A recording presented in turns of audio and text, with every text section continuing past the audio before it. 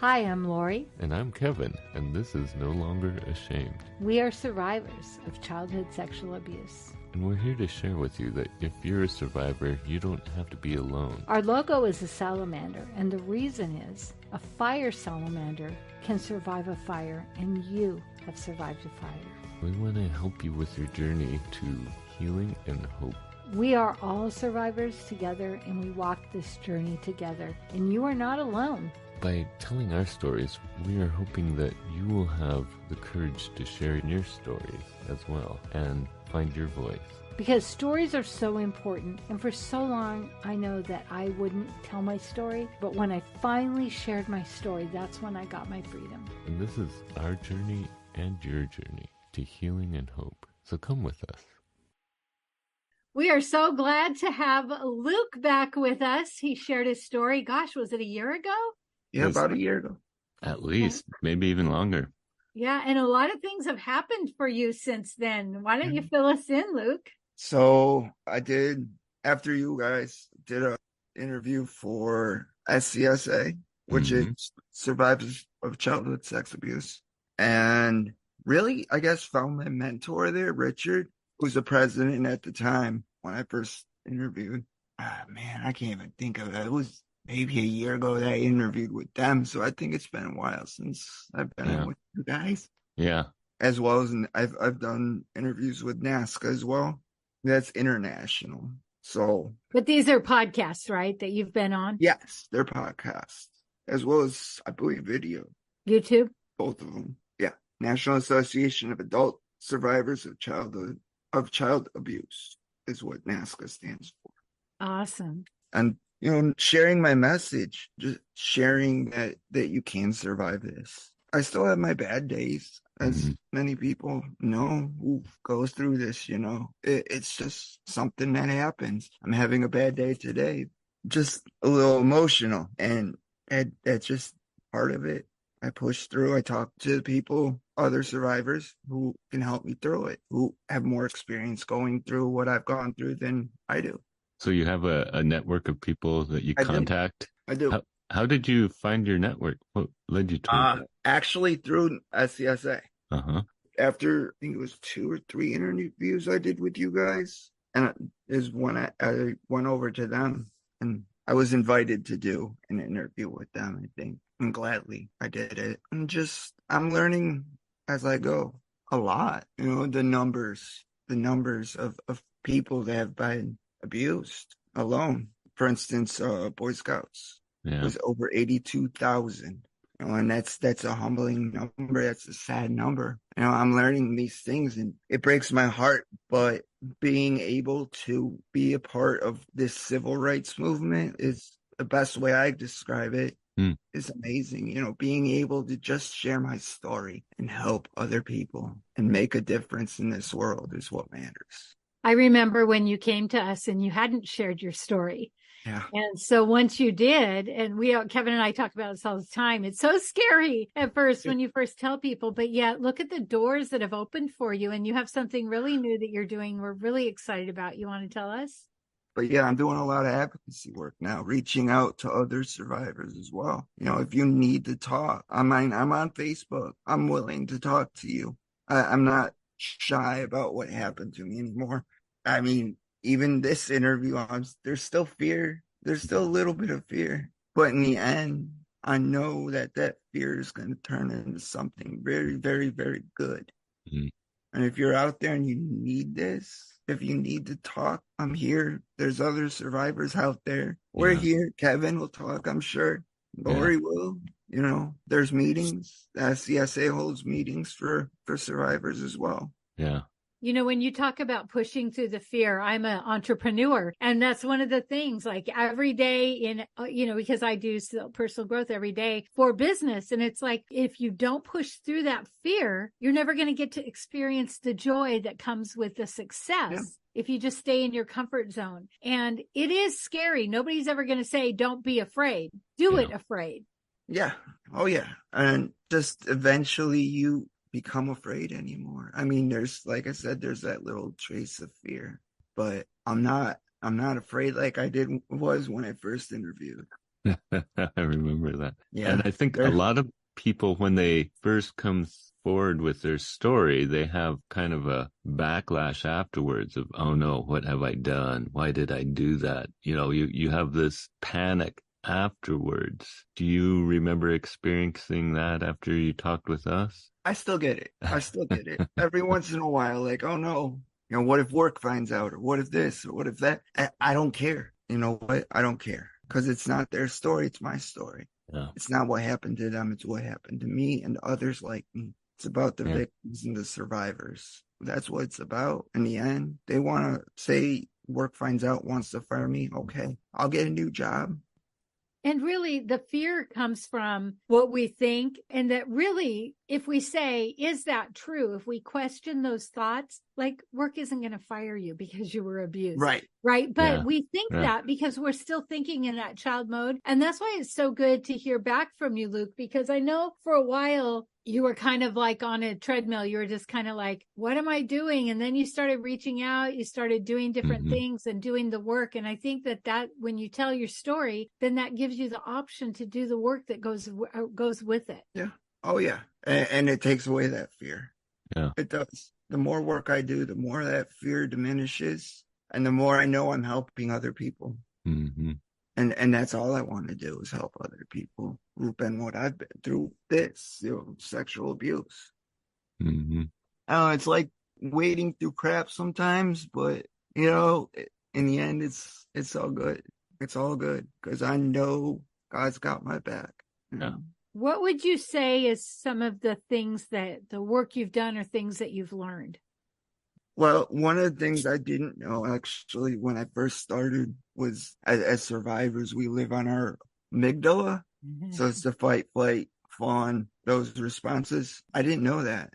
That was something I learned. And the amount of survivors that are out there who made it through and are doing well in their life. And unfortunately, also the amount on the flip side of that who took their own lives. Yeah. So do you recognize that fight and flight and fawn response in yourself? And are you able to recognize that when it's happening? Yeah. Oh yeah.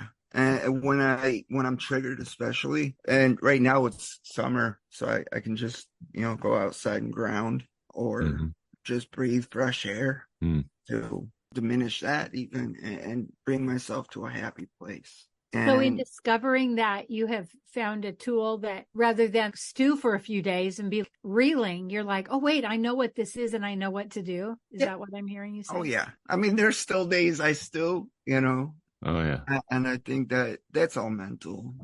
I don't have an explanation for why, I guess. I think a lot of survivors, we're our own worst critics. We're kind of at the harshest. And actually listened to NPR this morning about being kind to ourselves, how to not necessarily let us off the hook. Like if we do something wrong, if we make a mistake, so on, I know when I make a mistake, especially at work, I just tear myself up. I'm relentless. But the way to kind of overcome that is think about how you would treat someone else if they had done that. And so we treat others a lot nicer than we treat ourselves. And I think that's one of the things that helps me to give myself grace when I'm struggling and when I'm having issues is to look at it. Well, if I knew someone that was in this situation, what would I want them to know? What would I tell them? And sometimes that's really helpful when we're struggling and we're just down on ourselves. Was that hidden brain, Kevin? Yes. Yes. So the thing I was going to say is what has really helped me is, like Kevin said, you hear a podcast, you hear a story, you read a book, and it gives you a new perspective and a new way to look. And you didn't know about fight or flight. And Kevin, this is so true. And I know we've talked about this before about how hard we are on ourselves. We're our own worst critic, but getting that reminder and then giving ourselves grace, and I'm a huge advocate for daily connection because I was just talking with a missionary who works in Benin, which is the voodoo capital of the world. And she said, if we don't connect daily with our source, we are susceptible. And that's why it is so important to have that daily connection with for me, it's Jesus, it's God, it's my Bible, but whatever it is, to be connected and grounded. So you know what you know, and you can make it through the day. And it's like, I'm kind of hearing this, that we're learning how to deal with the things that we've lived through, but then we're also making it in a way that we are helping others. Yeah. Which that, and even that, getting a dog. I mean, I have 3 right now. That helps too. Like if I'm having a bad day, I can pet the dogs and it helps calm me. And there's just something with it. And I'm not sure how to explain it exactly. It just releases tension. Yeah, they've actually studied that having or petting, even just petting someone else's dog, has a calming and lowers your blood pressure, does all these great things for your health. Just being around dogs, even if it's not your own dog, but having your own dog can do that, unless they're getting into the garbage and making a huge mess, and then your blood pressure goes up. So there's downsides as well. I have 3 dogs too. I don't know if you saw Declan was in the background there, and yeah, there's definite. And I think part of it too is being responsible for someone else. Because of having dogs, you have to take care of them. They're completely dependent on you. So that kind of forces you to take care of yourself as well, because they are dependent on you. So you have to be dependable. Oh, yeah. Yeah, I just read an article in, I want to say New Zealand. They have this big thing about petting cows. You can go, if you're stressed out, you can go pet a cow. So cow, dog, whatever. I love cows. But yeah, it's that connection. And I think that's why telling your story, Luke, what happened is you told your story and then you started to find your people and now you have a network. And like you say, I'm having a bad day, I can reach out to someone. It's like, that's what it's all about, because when we have abuse or addiction, we will isolate and be alone. And we cannot heal in a vacuum. No, we can't. You said network, and to me, it's not even network. You guys in my family from SCSA, NASCA, that's what they are. The survivors are my family, and that's what keeps me alive too. Because I have those days where I'm that depressed, and I don't know. I want to end it. And then I think about my family, you guys, and it's like, no, I can't do that. I have so many people relying on me. My animals are relying on me. I have a lot going for me, so there's no point to that. And I know it's not even feel. I know I'm doing so much good. That interview I did with SCSA, for example, was one of their most popular ones. Wow, that's great. Yeah, I love that interview. And I want to bring something up, and I'm not going to bring up any details because it's private, but we know Luke had something happen that really triggered him. Kevin's had something come up that really triggered him. And it puts us in this state of that fight or flight where we're in fear as though it's happening now, even though it's somebody that we're concerned about. And so I thought maybe we could talk a little bit about that, because I remember, Luke, when you were going through it, we're like, okay, is everything okay now? Getting that grounded. So it's like, it starts with that fight or flight where you're like, what is happening? And we're freaking out. And then we ask ourselves, okay, are we okay now? Is the person okay? And then we can start to, and that's really when I heard you say, I am going to actually take the steps to be an advocate. Like all of a sudden you had a reason to not just say it, but to get on a webpage, to look, to find out, to get resources. And I remember, Kevin, when I think it was our first episode, and you thought, oh my gosh, I'm back to square one. And that's what it felt like. I knew you weren't back to square one, but that's what it felt like for you. So I thought maybe you guys could talk about that a little, because I think it's important. And I think this is something we all struggle with. Yeah, she's better. She's in therapy, which is amazing. I don't know how to respond to that some days, because she's someone I really love. And But again, it's even separating, because when we get news of someone that has been abused, it's really easy to take that on ourselves and be like, it puts us back there. So then finding the way to separate who I am from who they are and what we know, and are they in danger? And if they're not, then how can we support them in their recovery? It's like this process of assessing the world as it is right now. Oh, am I in danger? Oh, I'm actually not in danger. when I first found out about it, I can say I was definitely triggered. It took me right I can back. say you were definitely triggered. Yeah. It took me right back. I definitely, it freaks me out still to think about. I guess my first response was, I'm going to kill the person that did it. Mm-hmm. That was an instantaneous response. But as I calmed down, it was like, I can't help her if I'm in jail. So I'm just going to be there. Mm-hmm. She doesn't know what happened to me because we tried to keep her not into that. Mm-hmm. You're not going to tell a little kid, right? Right. Yeah. But I don't know. Yeah. But you know you're there for her. She Yeah. knows you're there for her. Yeah, And she does. well, But yeah. and I think what's really hard is when I hear Kevin say, "Where is the outrage?" is that we would love it if we could stop it from happening, but it's happening on such a huge level that the best we can do, if we can get involved with legislation to try to stop some of this, great. But being a person that someone can come to, or to say, I believe you, or to be like, okay, I know where you can go for help. I know counseling is going to help you. I know this group. I know this. So it's like we become the resource. Oh yeah. And that's want to be not just for her, but for everybody, that, well, as many people as I can, as that resource. Mm-hmm. I want to be able to like go to hospitals and talk to victims and be like, I believe you. I'm here for you. I'm here to help you through this. You're not alone, and this isn't the end, because it's not. It's just the beginning of something that's huge. Something that's, when it happened to me, I was angry, distraught for so long, and it turned into something wonderful in a sad way, but something so wonderful and amazing. I'm meeting amazing people. I'm helping my community, helping people around the world. Yeah. So there is hope. There's definitely hope. And I wanted to touch on forgiveness too, while we're at it a little. For me, that was huge, was forgiving my abuser. And I got to a point where I'm praying for her. I still have anger towards her and what she did. But in the end, I had to let it go and get to that point of forgiveness for myself. So I could heal. Yeah.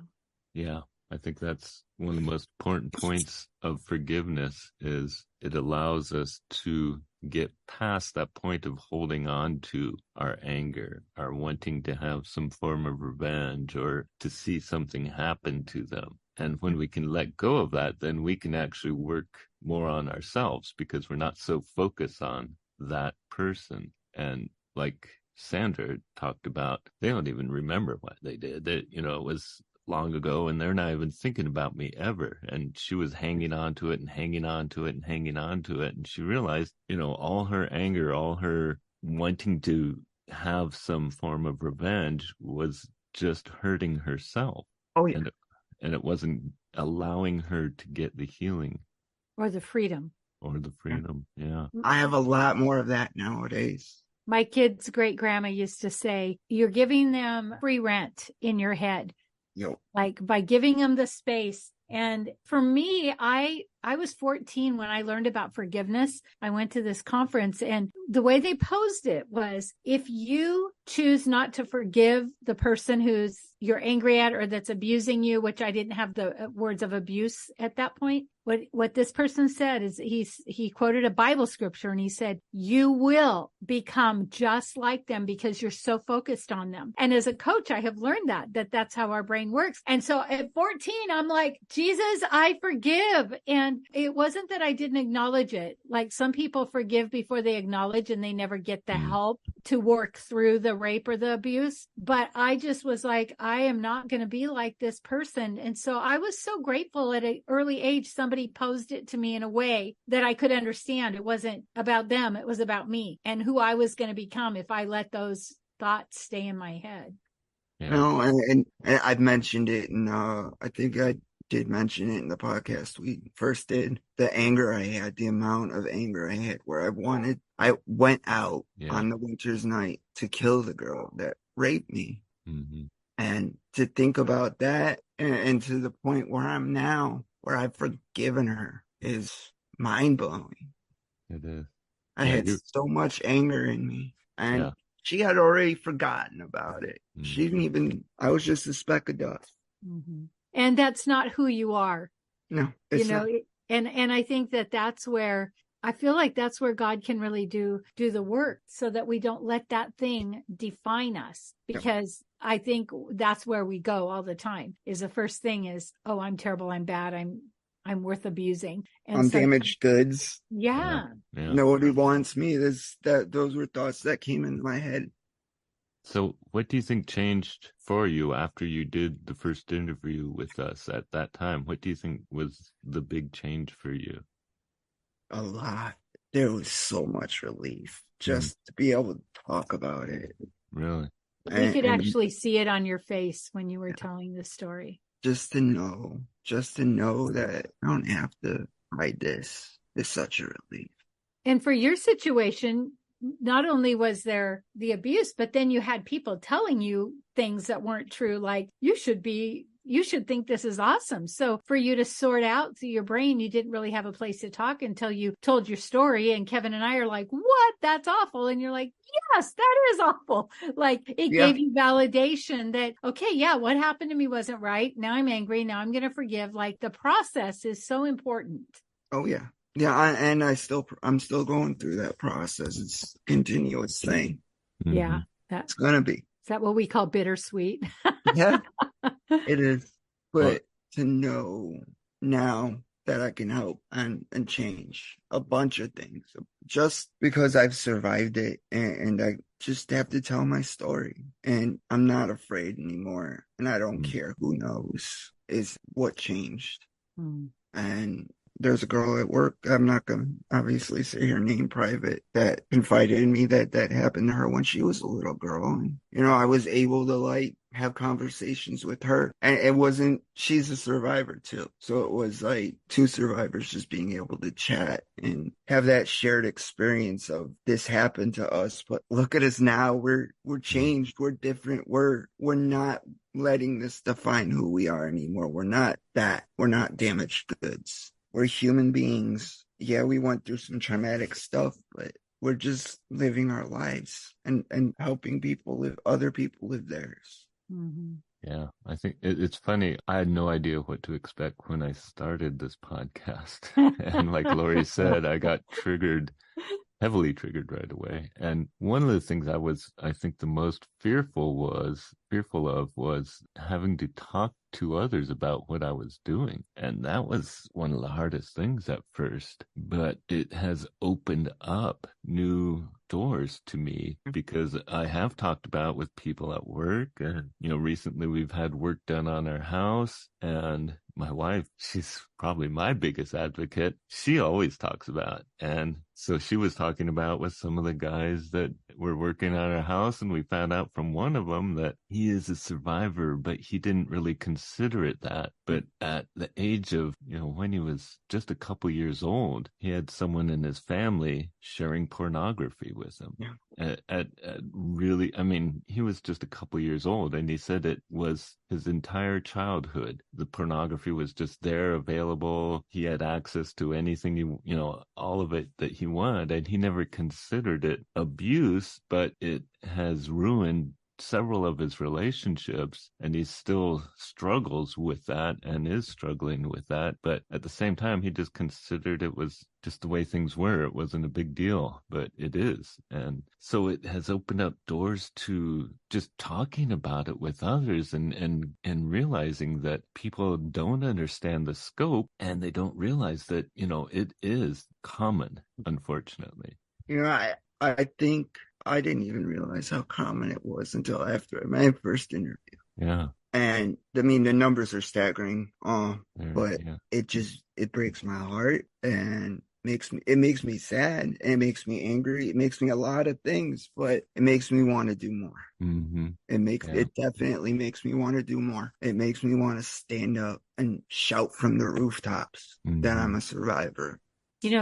When Charnel first met, well, they didn't first meet, but they were getting married. And she told me in private, she said, oh, well, you're going to love Kevin. He's a survivor. And I remember, like, cancer? She's like, no, survivor childhood sexual abuse, because she knew that was my story. And this was actually my thought was, wow, how'd he get there? Like, I didn't see myself as a survivor at that point. I had finally come out. I'd started getting counseling, but I didn't have that language in my head. It was still kind of who I was, even though I didn't talk about it. Nobody knew, but I just remembered that it was like, wow, I want what he's got. I want to be a survivor. To go from victim to survivor for me was such a huge step alone. When was that shift? When did that shift come? I'd say when I first did the interview with you guys. That was that step. The power of telling your story. Yeah. That was the step I needed. Uh-huh. And like you said, it opened so much doors, and such a beautiful thing. And that's why sharing our story is so important, because it's opening doors for others. I mean, when you look at the statistics and you know how many people are affected, and yet no one ever talks about it. The more we talk about it, the more we allow others that opportunity to share and to get that first step, get that first head towards being a survivor and a thriver rather than being a victim. Yeah. I teach podcasting and writing, and so many people will say, oh, God has told me I'm supposed to write my story, but then they don't. And I always say, what if your story is the answer to someone's prayer? Like, Luke, your story was different. And so when people heard your story, they may have had the same response from their friends. So they were never able to really categorize it as abuse and then be able to get free from it because it didn't have a category. And because you were willing, you've probably been the answer to many people's prayers for them to go, that's what that was. Now, at least I can understand it. It validates. Mm-hmm. And when I first told my story with you guys, I didn't even think about that. It was just like opening a relief valve. And it's heartwarming to know that it validates it for other people, but it's also heartbreaking. Yeah. In so many ways. Yeah. Unfortunately, it's still so prevalent. Yeah. But the only thing we can do is be there for the others, for the people that need to hear our stories, to need to know that they can be validated. Mm-hmm. And I know for me, I've learned a lot doing this podcast. We did the panel on grooming, and I didn't realize until that time we were doing the panel that I was groomed, because it never occurred to me. It just, because it was repressed and it was something I never really addressed. It wasn't until that time. Mm-hmm. And so I think that's why I'm so thankful you have that support group, the group of people that you can share with, because I think it's a work in progress our whole lives. Yeah. Mm-hmm. It's like 2 minutes for the abuser, To them, it's like 2 minutes. But to us, that's the rest of our lives that we have to deal with this trauma. That's powerful, Luke. That is so powerful. Yeah. What you just said.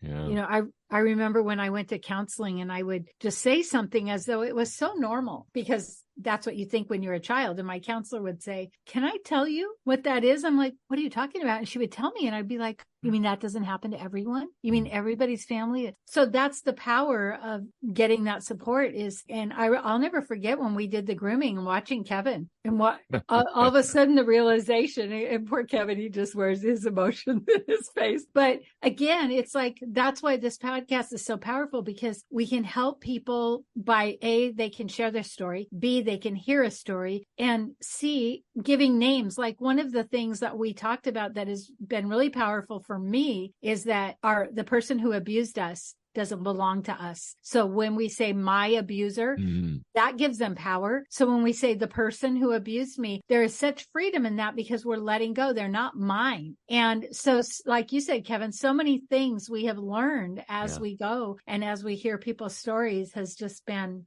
Yeah. I remember when Kevin said he was going to do this, and I'm like, oh, what? Why this? I know. I think I had my own misgivings as well, but I could hear God clearly saying, this is this is what I want you to do. And at that time I was thinking, that's just nuts. Can we talk about music or mountain biking or yeah. But we found so much, learned so much. I mean, like you said, the way we talk about it, and that's thanks to Daniel. Mm-hmm.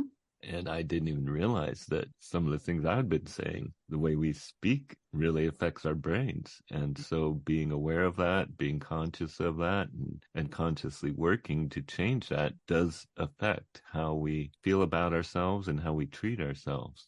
You know, and to come back to you guys, because there's so much that I've done, and to come back to your guys' podcast is like coming home. Mm-hmm. This is where I started, and it's just amazing. How did you find us? Because I remember Kevin saying, hey, this guy reached out to us and we're going to hear his story. How did you find us? I listened to a podcast. I think it wasn't even the full thing. It was maybe 20 minutes, 10 minutes, something like that. Just a little bit. It was like, I got to talk to them. I got to reach out. Yeah. I knew I had to, it was something, God telling me to reach out. And then you contacted me on Messenger. Yeah. Mm-hmm. And it's very memorable to my wife because we were at a friend's party at the time. You were messaging me on Messenger, and I'm in the middle of hanging out with a bunch of friends, and all of a sudden I'm like, I gotta take this. And they're all like, what's going on? And I'm like, I'll get back to you. Yeah, you hadn't really told everyone about the podcast yet. Well, right? and because of that, though, I found out that there were people at that gathering that were also survivors. I was like, wow. It's just, you can't avoid it. But yeah, giving them the opportunity by just talking about it, like I said, it just opens doors for people. You know, and I don't know how many people I've come across that, this has happened to them, and just talking to them, sharing my story, something, being there has helped them. Mm-hmm. I'm sure a bunch. Yeah. Well, we're so glad that you found us, Luke, and we're so glad to have you in our lives. And it's been so awesome watching you. I mean, like you say, it's a process, and you've had good times and bad times, but to watch the process and then that desire to help others is so beautiful. And there's parts of my story that I don't speak about publicly, but if I'm ever in coaching with any of the women that I coach and I see that it will add value, then I share that part, because sometimes you can share your story and people will go, oh, well, what happened to me wasn't that bad. And then they'll disregard their story. And every story is so important, no matter what it was. When a line is crossed for a child and a child feels helpless, that is not okay. It's not. It's never okay. And like you said, it's just a minor thing to whoever's doing it, to the perp, but to that child, to that person that's been abused, it affects their life, and we spend the rest of our lives working through it. But I have also felt like there are times I have gained a lot from just all the work I've had to do, that because of that, I'm a lot more self-aware. I've learned so much about myself that I would never have otherwise. I can agree with that. I'm definitely more self-aware, and I focus on my mental health a lot more.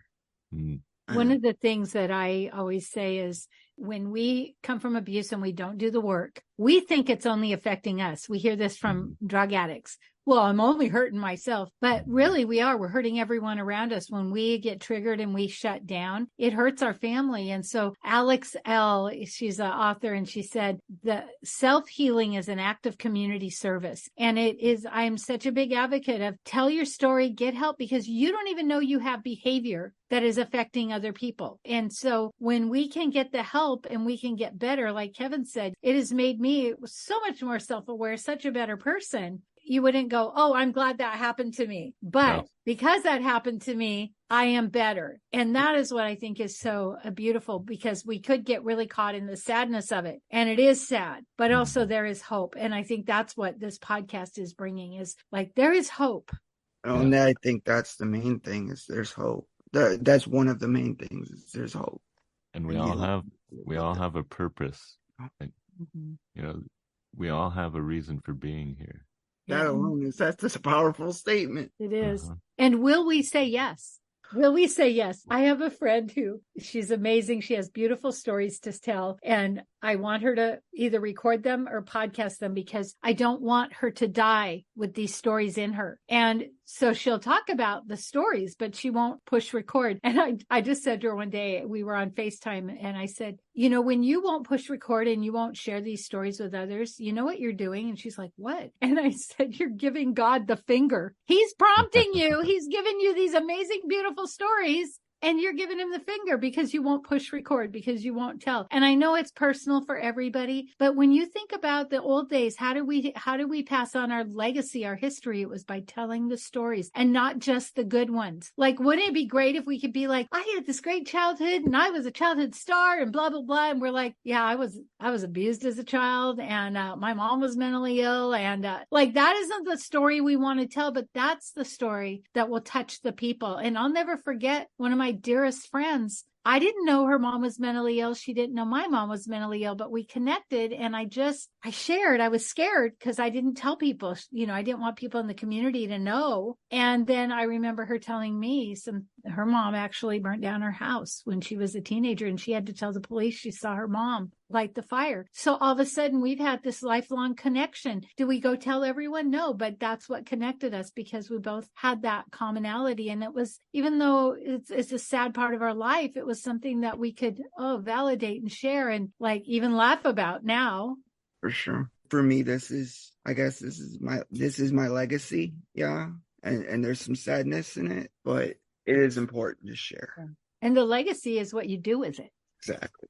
It's like when you think about in the Bible, it talks about the talents and how the master gave 3 of his leaders money and he didn't tell them what to do with it. He just gave it to them. And 2 of them said, I'm going to figure this out. I'm going to invest. And one of them was like, I'm going to hold on to it and I'm going to stay in my comfort zone. And I'm just going to, he's not a nice guy. And when he gives back, I'll just give him back the money. And he was called evil.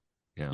And so many of us want to stay in our comfort zone because we think it's safer, but maybe it's evil because we're not giving back to the world with whether we see it as a gift or not. Whatever our life has given us is a gift.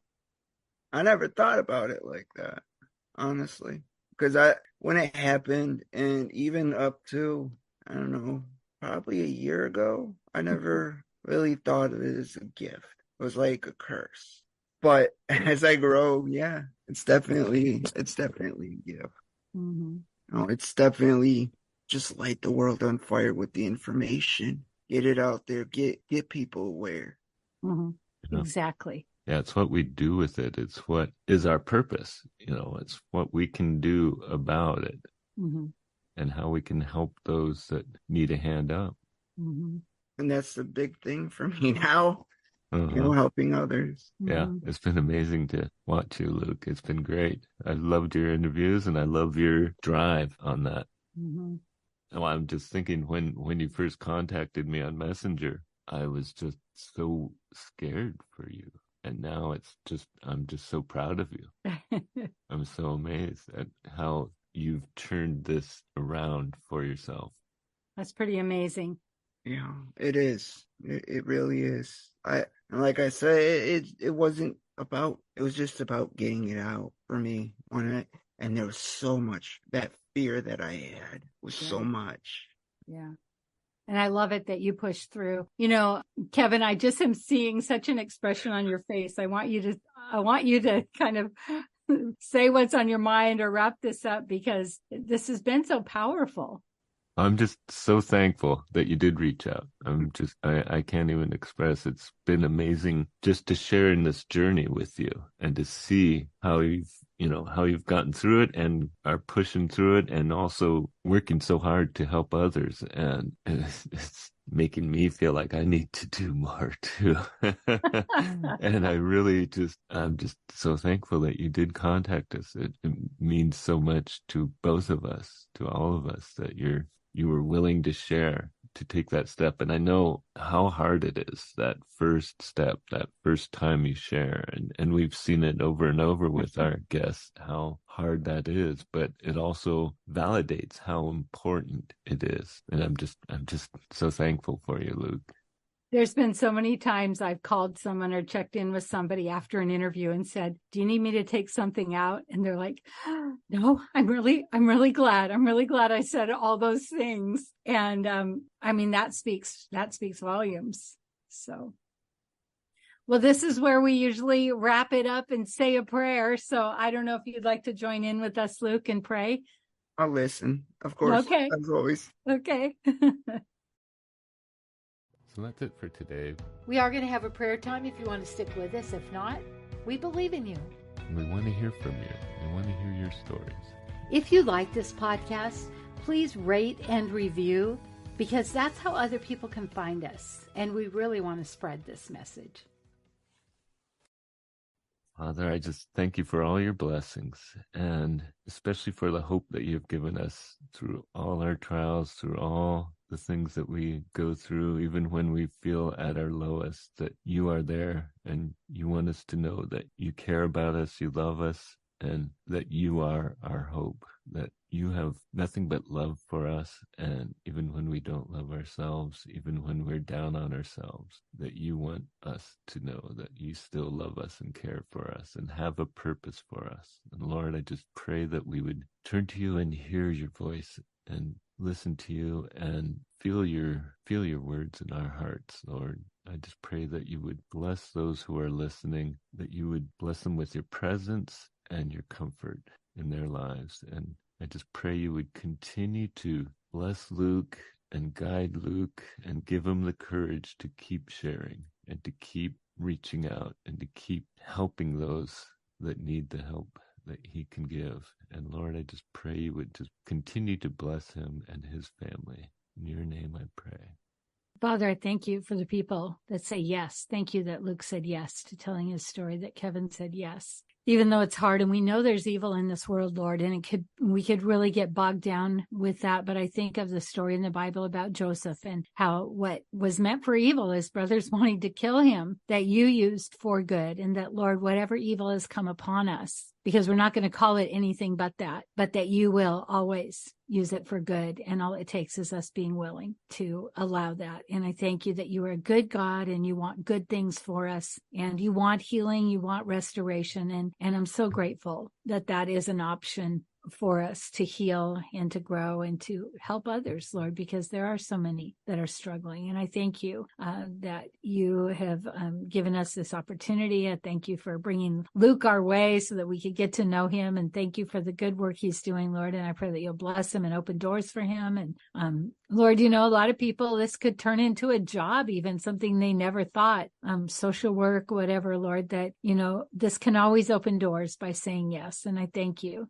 Thank you that you love us. And Lord, as much as sometimes I hate the process, it would be so great to just be healed and forget it and move on, but that the process is what gets us to the better life. And so thank you for that process. In your son's holy name. Amen. Well, thank you, Luke. Thank you, guys. I'm always happy to be on. I'm grateful to you both. We're so thankful.